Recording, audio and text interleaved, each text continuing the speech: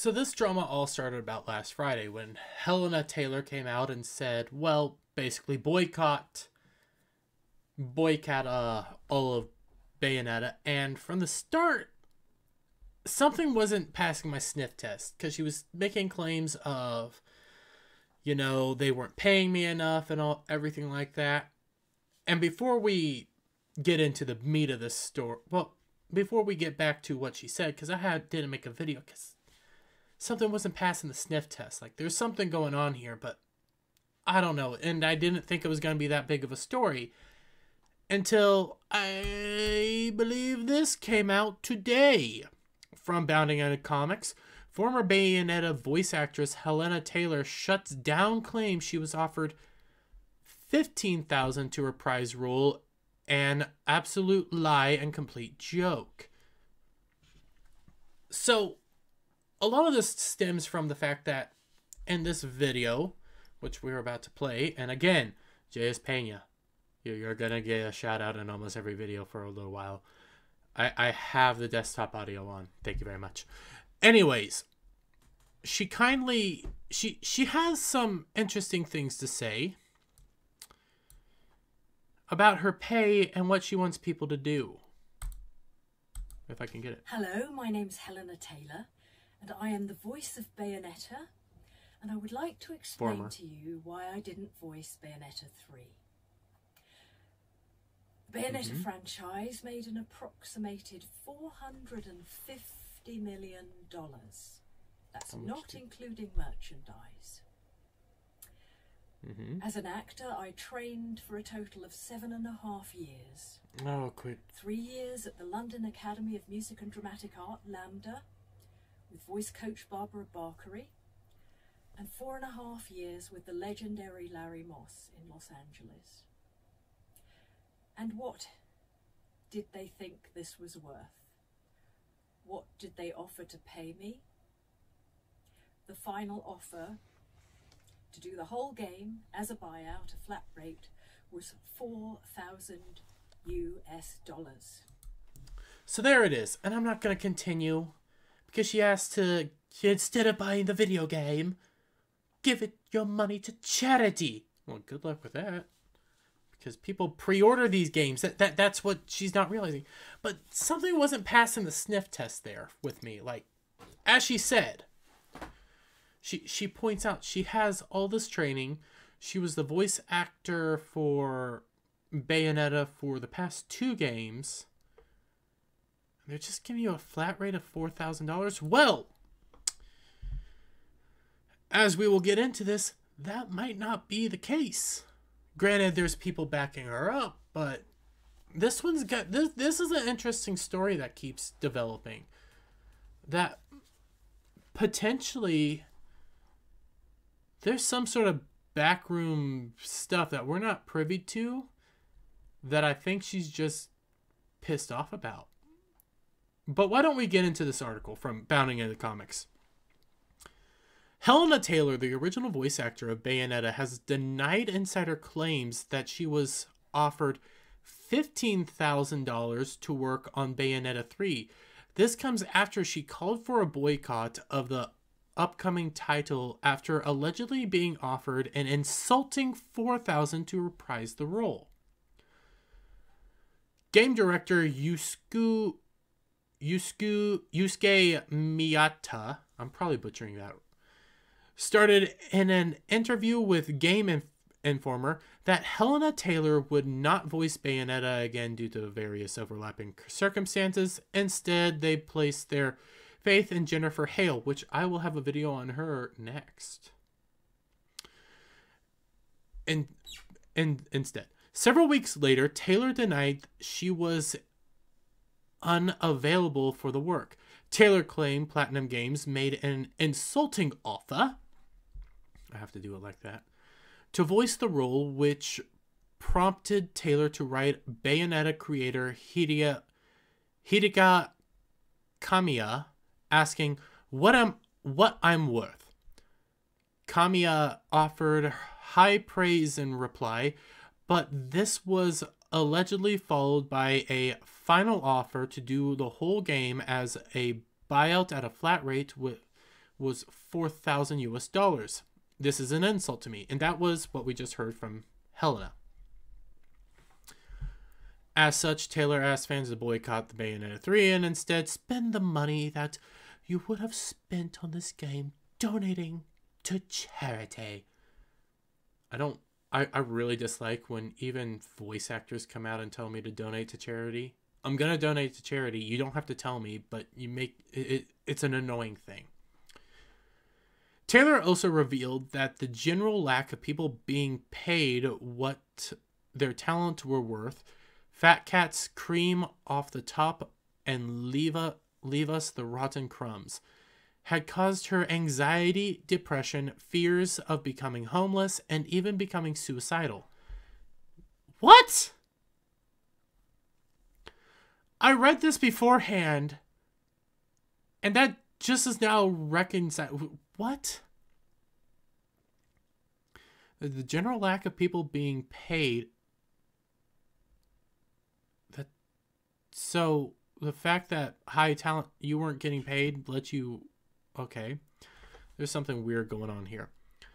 I'm not afraid of the non-disclosure agreement. I can't even afford to run a car. What are they going to do? Take my clothes? Good luck to them. See, there's something here that's just... like she's going balls to the walls, but something's not passing the sniff test. And we get into it. However, the voice actress' claim was soon brought into question by former Kotaku writer and now Bloomberg scribe Jason Schreier. Jason. Let's call him Jason. But neither one of these two outlets are I'm huge fans of, for obvious reasons, even though I've used some Kotaku articles. But we get into it in an October 16th expo, who asserted that, according to two people familiar with the negotiations, as well as the documentations reviewed by Bloomberg, Platinum Games wanted Taylor to voice Bayonetta once more. Three people familiar with the game's production asserted that the cost of voice acting had increased for Bayonetta 3, as Platinum Games this time relied on unionized actors. This meant they would be paid a minimum of $900 for a single four session, stipulated by the SAGA Interactive Media Agreement. This isn't including bonuses along with well-known and recurring talent being paid more. So these people, and the money starts going up, but this is flat rate of $900 to begin with for just 4-hour sessions. Again, that's not a whole lot of money, but that's a whole lot more money than what she said, and these sessions are probably going to be very long. So then we start getting into it. According to Schreier's report, Taylor was reportedly offered $3,000 to $4,000 per hour across 5-hour sessions. That's plural. So, as I said here, in other words, a total of at least $15,000 or $750 per hour across 20 hours. So that's a hefty amount. And again, but that's not counting what potential bonuses there are. There's that $900 rate. I don't know how that affects everything here because I don't know these numbers off the top of my head. And again, this is calling into question everything. In response, Taylor then allegedly asked for 6-figure sum and residuals. The latter is from the union-backed royalty paid, usually after a performer's initial broadcast, and a major point of contention for the 2016-17 video game voice actor strike. Following negotiations described as lengthy, Platinum Games rejected the counteroffer and began seeking a new voice actress. As an aside, in September of 2021, Taylor replied to fans saying they couldn't imagine Bayonetta voiced by anyone else. Well, you might have to. As others probed, she only added, "I'm not at liberty to say."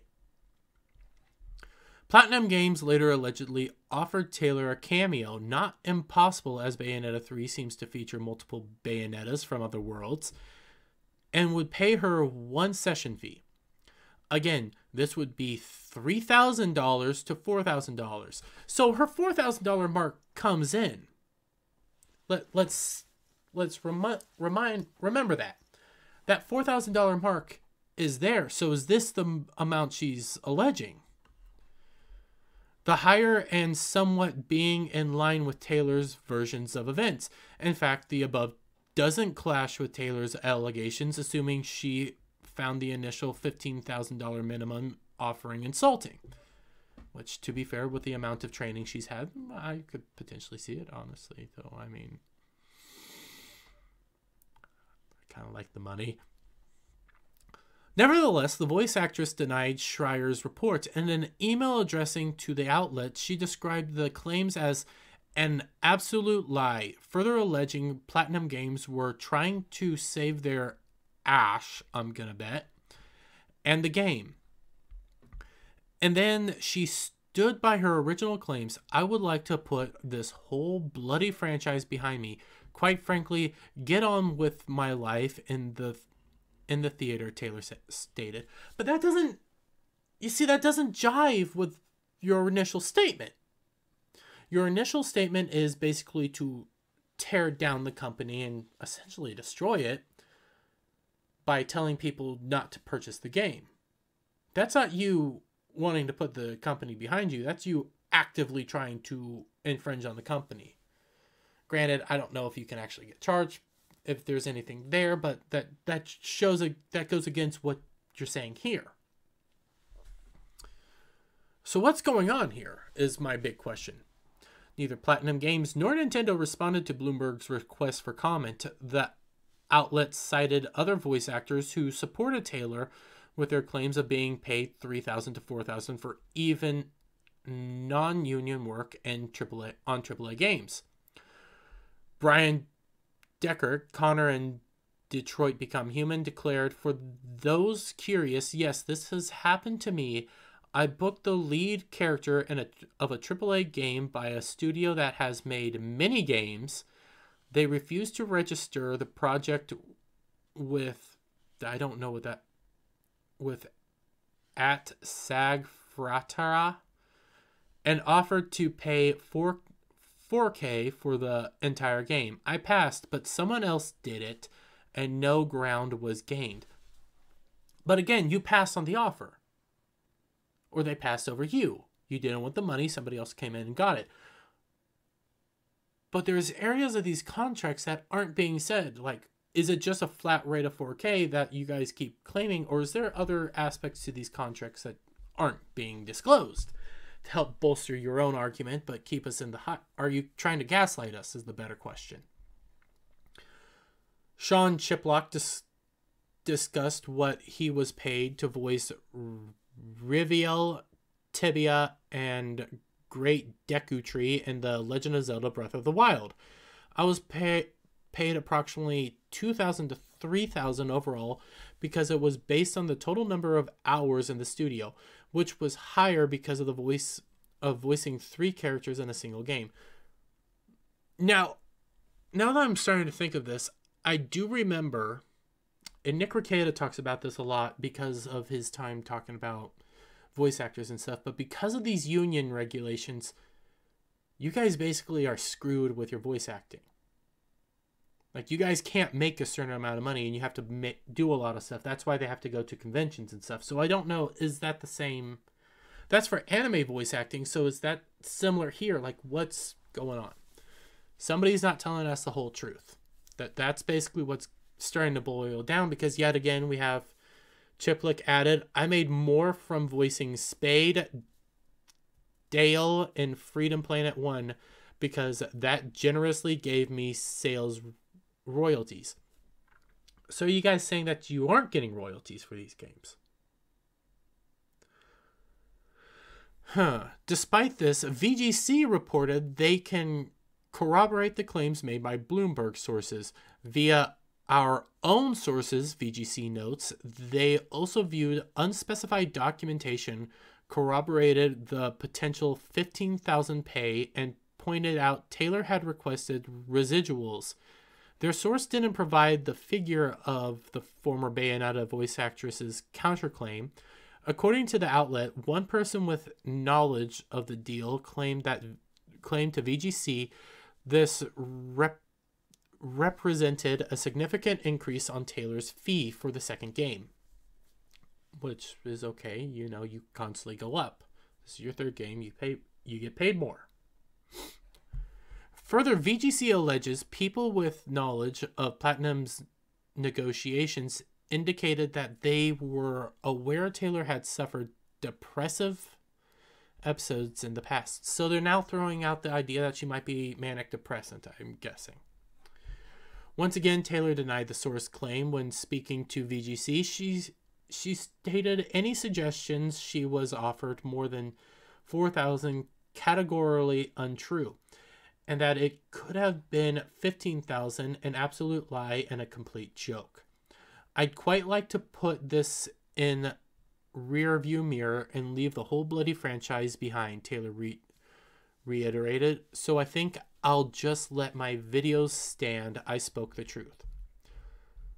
The thing is, though, like you said, you want to put this thing behind, but your video stands and you said the truth. So if what you said is 100% the truth, why aren't you continuing to come out and say, hey, what I said is what I said? Why are you trying to back away now and say, I want this all behind me? Something's not passing the sniffer. So, and to be fair, she could honestly be telling the truth, and Platinum Games could be cheating her out of money. And if so, yeah, there's some effed up shit going on. But conversely, all it could be is she wanted more money. Platinum Games didn't want to give her more money.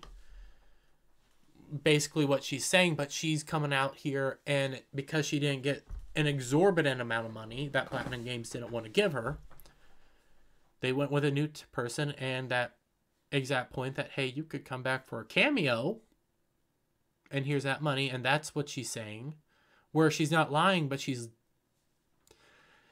leaving out a bunch of facts. So this story keeps building and becoming more interesting, because there's another Bayonetta story that I'm going to be doing right after this. And I don't know if you saw it, probably not, but I'll have it here. There's a new Bayonetta voice actress is now being criticized for taking her role. So there's something interesting happening. And I'm really curious how this all plays out. And I want to get your guys' thoughts in the comments down below. Is she lying, or is she telling the truth? Is Platinum Games screwing her, or are they playing fair and by the ball? Honestly, I don't know how fair a lot of these people can be, but is Platinum Games in the right here? Or what they potentially doing, are they the good guys in this situation? Let me know your thoughts down in the chat, and as always, click that subscribe button, hit that like, give me a thumbs up, share it out with your friends, because I'm legitimately curious, like, what's going on here? And I'll see you guys on the next one. Bye!